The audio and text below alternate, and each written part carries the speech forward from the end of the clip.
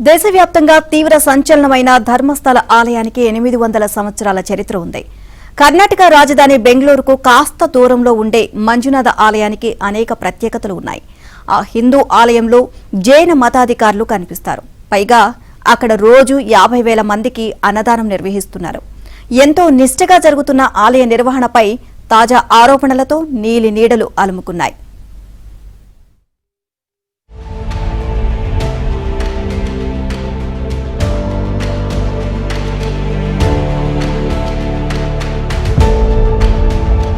ధర్మం ఎక్కడ ఉందో అదే ధర్మస్థలం అంటారు.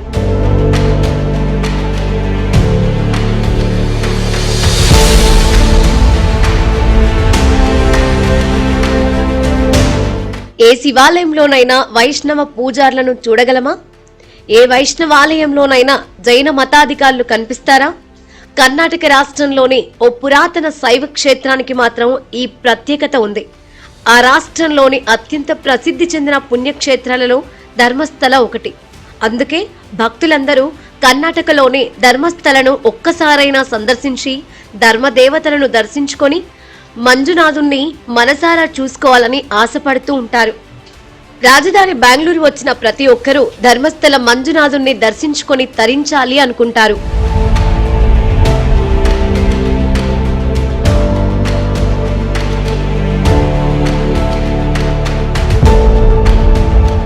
జైనం నుంచి వైష్ణవానికి ఆలయం ఎలా మారిందనేందుకు ఒక పురాణ కథ ప్రచారంలో ఉంది. పూర్వం కుడుమ అనే పట్టణం ఉండేది. ఆ పట్టణంలో జైన సైనికాధికారి భీర్మన్న హెగ్డే, ఆయన భార్య అంబుబల్లాతి ఉండేవారు. నిరాడంబరులుగా, నిజాయితీపరులుగా, అతిథి సేవ, సాటివారికి సాయం చేసే ఆదర్శప్రాయులైన దంపతులుగా వారిని అందరూ గౌరవించేవారు.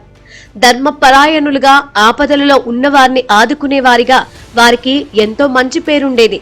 వారి కీర్తి దేవతల వరకు వెళ్లడంతో నిజంగా వారెంతటి ధర్మానిష్టాపరులో తెలుసుకుని వారి ద్వారా ధర్మ పరిరక్షణ, ధర్మ ప్రచారం చేయిద్దామని ఇద్దరు ధర్మదేవతలు ఒక రాత్రిపూట వాళ్ళ ఇంటికి నిరుపేద వృద్ధ దంపతుల రూపంలో వచ్చారు.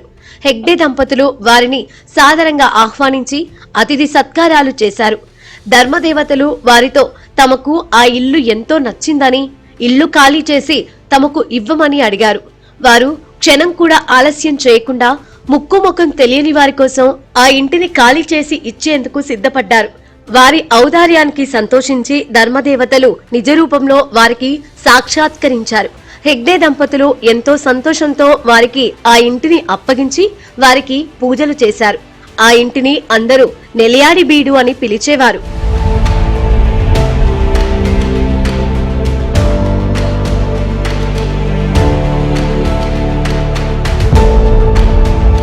కాలక్రమంలో ఆ నివాసం ఆలయంగా మారిపోయి ఆ ధర్మదేవతలకు ఇద్దరు పిల్లలు పుట్టారు. వారందరూ అక్కడే ఉండి ధర్మ పరిరక్షణ చేయసాగారు. కొంతకాలానికి వారందరూ విగ్రహాల రూపంలో ఆ ఇంటిలోనే కొలువు తీరారు. అక్కడి ఆలయ పూజారికి ఒక రోజున పూనకం వచ్చి ఆ దేవతల సన్నిధిలో శివలింగాన్ని ప్రతిష్ఠించి పూజించవలసిందిగా గ్రామ ప్రజలను ఆదేశించాడు. దాంతో హెగ్డే దంపతుల వంశీకుడైన అన్నప్ప హెగ్డే అనే అతను మంగుళూరు పక్కనున్న కద్రి నుంచి శివలింగాన్ని తీసుకువచ్చి ధర్మదేవతల సన్నిధి పక్కనే ప్రతిష్ఠించాడు. ఆ లింగమే మంజునాథుడుగా పూజలందుకుంటున్నాడు. అనంతరం ఓ వైష్ణవుడు తన ఆస్తిపాస్తులన్నింటినీ అమ్ముకొని ఆలయానికి అంగరంగ వైభవంగా కుంభాభిషేకం జరిపించాడు. అప్పటి నుంచి ఈ పుణ్యస్థలాన్ని అందరూ ధర్మస్థల అని పిలవసాగారు.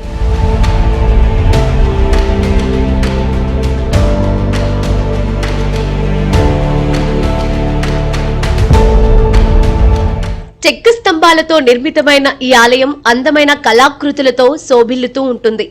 ఆలయాన్ని చేరుకోగానే విశాలమైన ముఖద్వారం భక్తులకు స్వాగతం పలుకుతూ ఉంటుంది.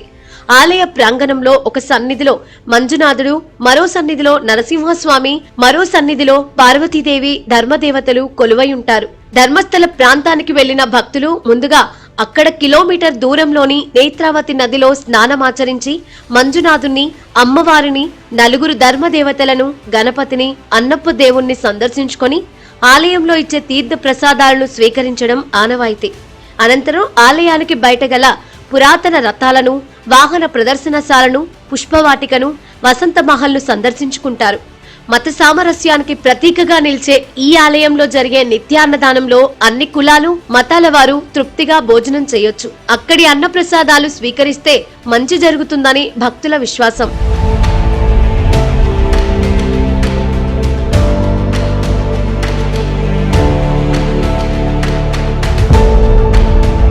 పదహారవ శతాబ్దంలో జరిగిన ఒక సంఘటన కూడా ఆ ప్రదేశానికి ధర్మస్థలాని పేరును స్థిరపరిచింది. ఆలయాన్ని సందర్శించాలని ఉడిపికి చెందిన వదిరాజస్వామిని దేవరాజ హెగ్డే అభ్యర్థించారు. అక్కడికి వచ్చిన వదిరాజస్వామి భిక్ష స్వీకరించేందుకు మాత్రం నిరాకరించారు. ఆలయంలో మంజునాథ విగ్రహ ప్రతిష్టాపన సక్రమంగా జరగనందున తాను ప్రసాదం స్వీకరించలేనని చెప్పారు. హెగ్డే కోరిక మేరకు మరోసారి విగ్రహ ప్రతిష్టాపన చేసిన వదిరాజస్వామి ఆ ప్రాంతానికి ధర్మస్థలమని పేరు పెట్టారు. 21 తరాలుగా అక్కడ ధర్మం 4 పాదాల మీద నడుస్తోందని భక్తులు విశ్వసిస్తారు. ఇప్పుడు మాత్రం మారణ హోమం జరిగిన ఆరోపణలతో ఆలయ ప్రతిష్ఠ మసకబారింది. ఆ అపవాదు నుంచి బయటపడటం ఆలయ నిర్వాహకుల చేతుల్లో ఉంది.